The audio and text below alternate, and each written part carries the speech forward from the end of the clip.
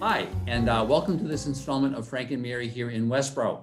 If you haven't seen this show before, my name is Art Bergeron, and my day job is as an elder law attorney at Myrick O'Connell. Actually, our offices are right here in Westboro. But this is not about my day job, it's about my friends Frank and Mary. If you've seen my presentations before in the area, you know that Frank and Mary's goal in life is to live in their house until they die and be buried in the backyard. And if that's Westboro, that means right here. They don't want to move away to live with their kids. They want to be right here with their friends.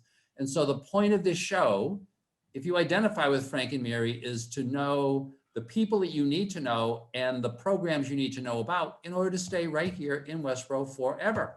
So my good friend Shelby Marshall, who is my co-host, we've been doing this show now for just ages, from almost before she was a famous politician, which is now getting to be like a long time ago. She finds these great guests for us to talk to, and we've got some super people today. Shelby, whom do we have today? Hi, good morning, Arthur. Great to see you as always. I'm very excited to have this program today, and specifically our guests and the content that they're going to bring to us. I'm thrilled to welcome our Chief of Police, Jeff Lourie. Hi, Jeff. How are you? Very good, doing very well. Thank you for having us. Great. And we also have with us Sergeant Mike Daniels. Mike, great to see you. Good afternoon. Great to see you as well. Thank you guys so much for joining us. These guys are here to talk to us about an important upcoming article and project here in Westboro. The article will be on our annual town meeting warrant, which is on Saturday, May 15th. So for those of you, just as a reminder, that meeting starts at 9 o'clock. And Chief and Sergeant are going to talk about the body-worn cameras initiative that the police department is undertaking. So without further ado, because they're the guys with the information, I'm going to turn it over to them so they can tell us what it is and why we're doing it. So again, thank you for having us. And just as a brief intro, I've been here as your chief now for over 3 years. And in that 3 years, there's been a lot of change. And as we know, there are a lot of issues going on across the country that affect your police department right here in Westboro. And our goal, and Sgt Daniels is also the supervisor that's in charge of our community policing unit. He's also a rights officer, is to make sure that we're transparent and to make sure we have the best training and equipment possible for our offices to avoid some of the things that have happened across the country. We are as much against police brutality and violence as anyone. We agree with everyone that training is critical, equipment is critical, and we looked at body-worn cameras. It's very costly, and just to educate the folks at home, basically the total amount of this project for over 5 years is $169,914.50. Year one, we need $64,706.50 to implement this program, and then it's $26,302 a year to keep it going. And I'm going to have Sergeant Daniels explain to you some of the reasons why that is. But as we always do, thinking outside the box, we decided that we would apply for a grant through the Commonwealth of Massachusetts. Sergeant Daniels will explain that. And then we decided we get the maximum amount that we could be awarded. And then we had to come to the town and say, do you support this program? And the reason why, we really firmly believe that this is going to help the police department. We have had some negative interactions where people haven't been that nice to us. It would have been nice to have on video. And quite frankly, as your chief of police, if your officers, our police officers, Westboro police officers, do something wrong, we want to make sure we take care of that as well. So this is, for me, a program that is a major change in working conditions. There's a huge commitment. Sergeant Daniels will explain, some of the issues with redacting these videos. We could have 3, 4, or 5 officers on scene. We have to redact. It's very time consuming, and they're recommending that a supervisor above a frontline supervisor, such as a lieutenant, be the one redacting. So this is a lot of work. There have been police departments that have been basically kind of shut down because of the public information requests and the different issues that come with the storage of these devices and everything. But I'll have Sergeant Daniels explain that. But again, as your chief, I firmly believe this is going to be a tool that is going to help the officer. It's going to help if there are court cases. It's going to help if there's liability issues, in my humble opinion. And we're in the stage right now where we are currently writing the policy as we're talking right now. I will then, with Sgt Daniels and our union officials, sit down with them, because it is, like I said, a change in working conditions. We have to implement impact bargain this. So hopefully, I'd like to get this program off the ground late fall, early winter at the absolute latest. But there's also some other good news, and Sgt Daniels is going to explain. I was approached by the Secretary of Public Safety to participate in the program. He's our liaison, that there may be future funding sources for us. And also, I really need to acknowledge Representative Danielle Gregoire. Danielle, she contacted us in the city of Marlborough, in the town of Northborough, and she has a funding amendment in the budget to maybe potentially cover the cost of this warrant article. So I'm hoping this warrant article is passed, but I'm also hoping that, who knows, maybe I won't need it or all of that money due to the participation in this program, and also to the yeoman's work by Representative Gregoire to try to find a funding source for the 3 communities that she represents. And that's what it's about. It's about teamwork. It's about working together, all of us in town. Like I said, as COVID's lifting, you're going to see us out there more and more. And we're really honored to serve, and we want to continue with the movement of being transparent and being held accountable. And I think this initiative is going to help us get there. And I'm going to turn it over to Sgt Daniels. Like I said, he's done a tremendous amount of work on this. I am so thankful to have such a talented staff, and I look forward to the challenges ahead. And I look forward to working with you folks to ensure we provide the very best in public safety to those we serve. Saj, the floor is yours. Very good. Thank you for having me. Good afternoon. So kind of just going off of what Chief Lourie said, we've been actually working on this project for quite some time. Initially, we started looking at grants back in February 2020. This was before the George Floyd incident happened. And unfortunately, at that time, we were unable to secure a grant because there's typically, at the federal level, there's a checklist and a score sheet that they look at before giving us the funds. And quite frankly, Westboro didn't meet any of the requirements to even score anything on the score sheet. Some of the things that they look at is the town's financial health and also manpower, which Chief touched on briefly. Could we support the program? And at the federal level, we were unable to secure the grant. Later on, during the summertime, I think it was in July, the Chief sent me another grant that we looked at. We were able to, I wrote it. We weren't, again, able to secure the funding, but third time's a charm. So at the state level, we reapplied. I used the statistics that we had from before, and we were awarded about $39,000 for the program. So, I'm glad that we were able to secure the funds, but the thing is that it is a costly program, as the Chief said. He gave you the total. And it's costly mostly because of not just the equipment, but because of the storage. We need to ensure that we can store whatever. I mean, if you can imagine wearing a body camera 8 hours a day, that's a lot of data that's collected during the course of a shift. And of course, some of these things are going to be running sometimes 16 hours. So being able to store and house all that storage at once is very costly. And of course, it's not something that we can utilize Google Drive or Dropbox to and I know those are some of the comments or some of the feedback that we've been getting. Typically, the software that is used to store the video footage is proprietary. So that means that the storage works specifically with the equipment that we purchase. So there's that. And I think last time I checked, it's about close to $25,000 per year just for storage. And we're looking at purchasing about 40 cameras. And these cameras are going to be worn by our line level supervisors, our first line supervisors and our line level patrol officers, because they're out there doing the work. So there's that. With regards to what's needed to maintain the program, the federal government and state government recommends someone who's at the executive level, someone who can, I mean, it takes a tremendous amount of time and dedicated time to go through those, that footage.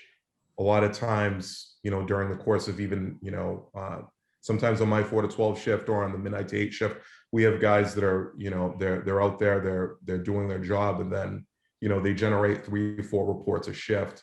And sometimes that's going to require us to go back to review some of the things that they've done. And then, you know, of course, if there's a public information request or a prosecutor or a defense attorney is requesting information, there's also that end of it, which can be time consuming. So if you can imagine having 4 or 5 public information requests, you're going to be going through sometimes hours and hours of video.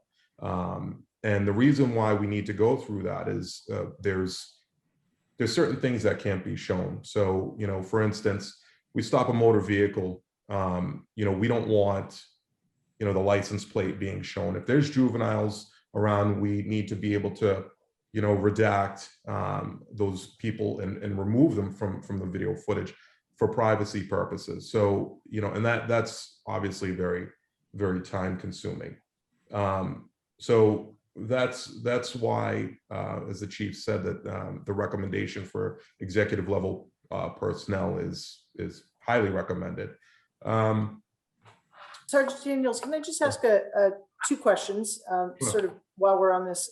So one, do you envision that the footage that you get from the body worn cameras, and this is also a question to you, Chief, would be used for training purposes? So, you know, there was an incident, you know, that there's a learning opportunity. Would you envision being able to use that as a training tool for your staff? And then the second question is, with respect to redaction, will we be using an outside entity to like kind of physically redact? Like I don't know, Sergeant, maybe you have that, you know, skill set, or you're going to learn it quickly. Or do we have to sort of outsource that to actually go through the, you know, the cutting or the shading of shapes and whatever that redaction process is? So I'll answer your second question first. So Sergeant Luce and I are working on this. We actually got trial cameras, and I'll show you those in a second. We already have, so we have tasers, and the tasers that we have are made by a company called Axon. The body cameras that we have are also made by Axon, and they actually talk to each other. So when you draw your taser, the camera automatically turns on, okay? So with that being said, Sergeant Luce already has access to the software that we would need to utilize the body worn cameras. So, and that's one of the reasons why we looked at this particular company. And because we have the trial version, we're already working with the software, trying to figure out how it works. And between the two of us, we're able to do redactions, and through some of our trial run tests. We don't have anybody wearing them right now at this point. We're on a trial, and we're looking to see if the software is, you know, number one, good enough. Is it easy enough to tackle?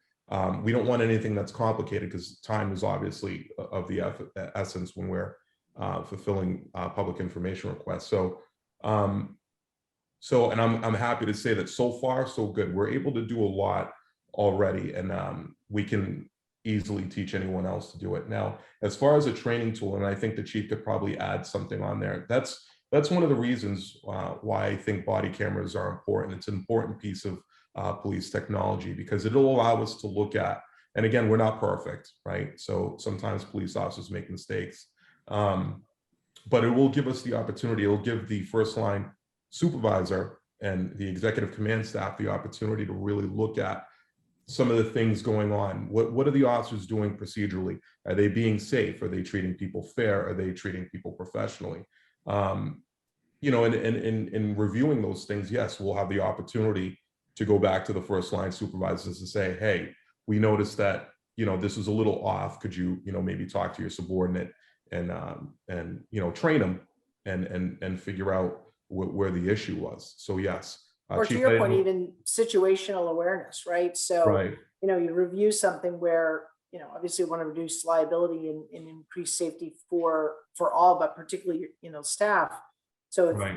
if something happened and then there was an opportunity, maybe something was missed, I don't know, someone moving into the scene that the officer didn't have a good line of sight for, how could you, how might you approach that situation differently? So that makes perfect sense. I'm glad to hear that. Right. And yeah, he's 100% correct. I mean, we're going to utilize this as a training tool. And part of the, it'll be an in-house system where we redact the videos. It'll be a lieutenant that'll be in charge of that. And when we talk about Axon and the ability that it's kind of married in a way to the TASER software, we were able to have a discount of $9,379 because we have certain things in place already because of the tasers. We obviously got multiple bids, and it just so happens the company that we're leaning towards now, it's the most cost effective, quite frankly, but they're also on the state bid list as well. But we wanted to make sure we did our due diligence. So we will be redacting them. It's going to be a lot of work for that supervisor. Basically, it's going to be, we're probably gonna have to create a position, this being one of the duties and responsibilities. But at the end of the day, 100%, we wanna make sure if we're making mistakes, we wanna see it and we wanna take corrective action. We debrief on major incidents all the time. This is going to be such a useful tool for us to take a look at what we're doing right and what we're doing wrong. And I go back to, to counsel, I mean, video, it speaks volumes when it comes to what did the officer do when you can actually see, and with multiple officers there from different vantage points, but wait a minute, the officer acted according to policy and according to procedure. And it takes that guesswork out. It takes that, well, I don't believe you out. I think it's a win-win for the town. I think it's a win for the police department.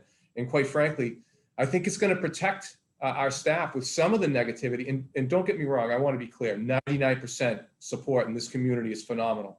But the 1% of times, it can be something else. And to be able to show people, no, this is how the encounter actually was, I think it's going to be a huge benefit to our officers. And I'm not getting pushback that I'm hearing right now. I think this is the direction our profession is going, whether departments like it or not.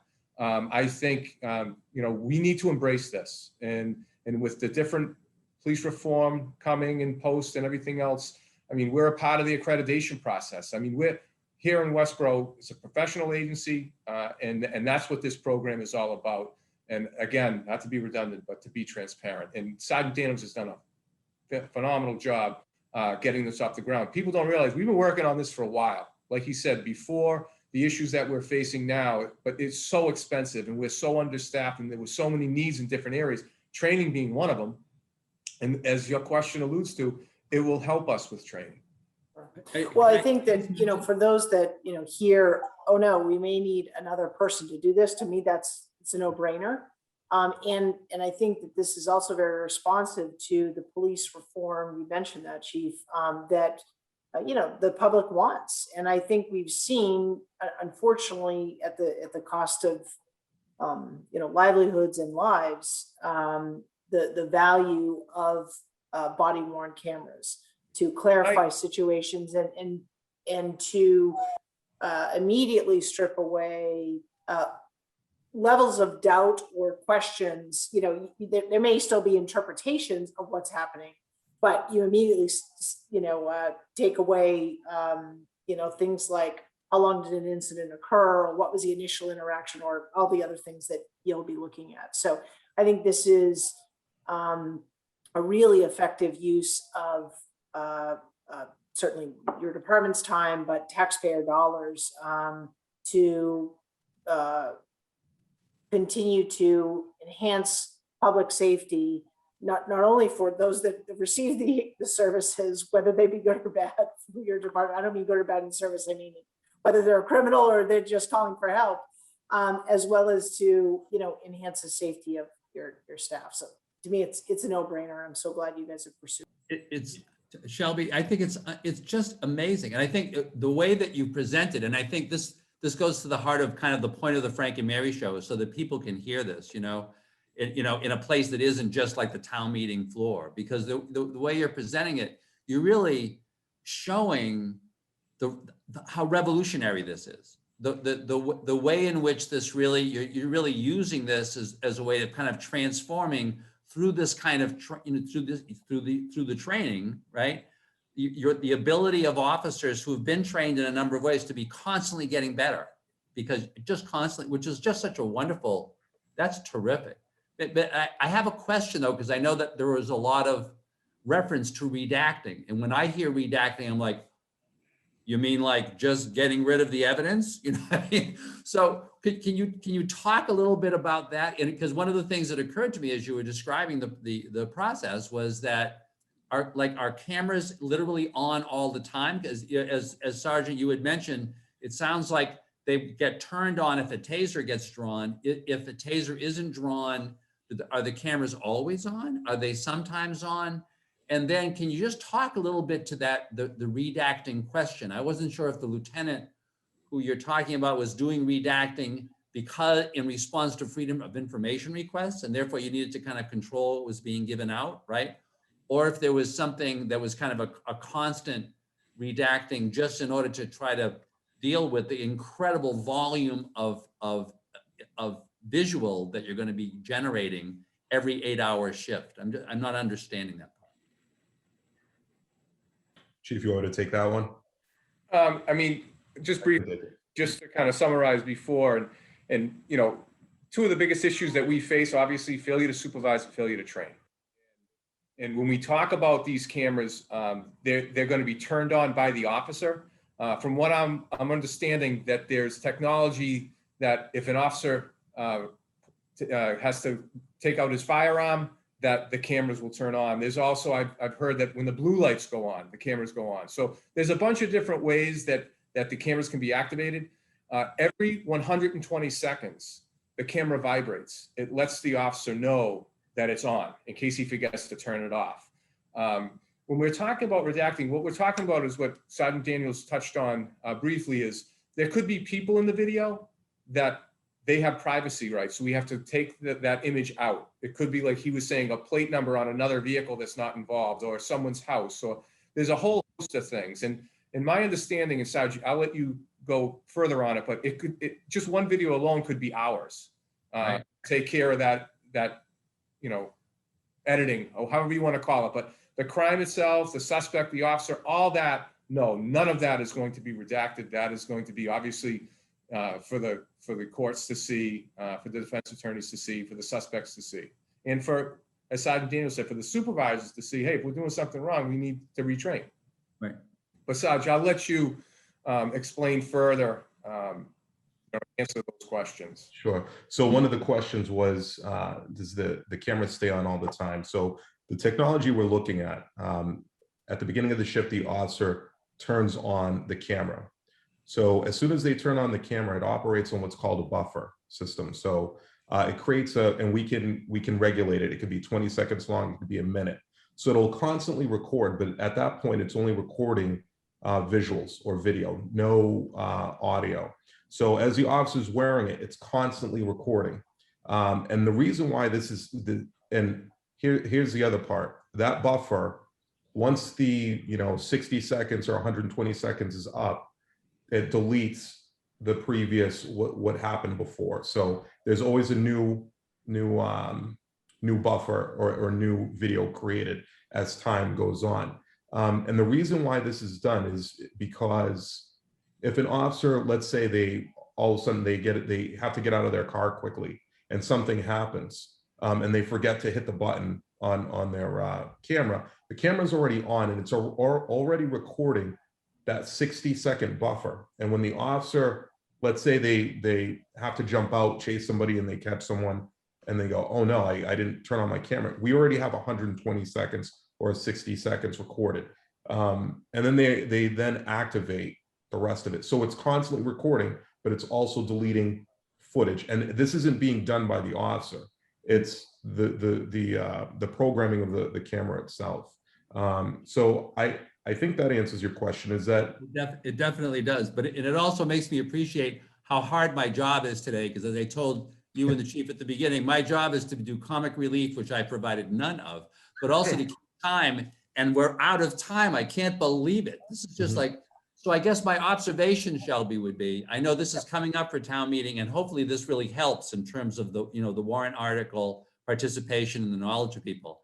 I think it would be great if these folks came back, because as they said, they're now developing the policy for how to be dealing with the cameras, right? Yep. So as that has evolved, I think people would really be fascinated to understand kind of where they have come down in terms of what the policy is going to be regarding Great these. idea. This is just a wonderful show, and it's just All great right. that you're doing this. Wonderful. And I'd like to thank you for having us. We'd be more than happy to come back at any time. And just so the folks out there that are listening or watching, if you have any questions, please reach out to us. We're here, to serve the needs of the community. And like I said, I started with, we're honored to be a part of the Westboro Police Department. Best number to call, if somebody were just curious about this, would this really be Sgt Daniels, and where, and who should they call, where should? They can contact dispatch and just ask to be transferred to the police department. If he's not working, we'll put it to his voicemail or my voicemail, and someone will get back to you. Shelby, this was terrific. Thank you very much, Chief. Thank you very much, Sergeant. This is just a great, wonderful thing that you're doing. Shelby, you keep getting great people. We got to have our ratings are going to go through the roof with these guys. They have impact. All right. All right. So Thank you. Thank you all. Thank you And very folks, much. we hope you enjoyed this show. Call if you've got questions about this. This is a big deal. These guys are really trying to this is revolutionary. Give these folks a call if you've got questions, and we'll look forward to seeing you on the next installment of Frank and Mary here in Westboro. Thank you very much.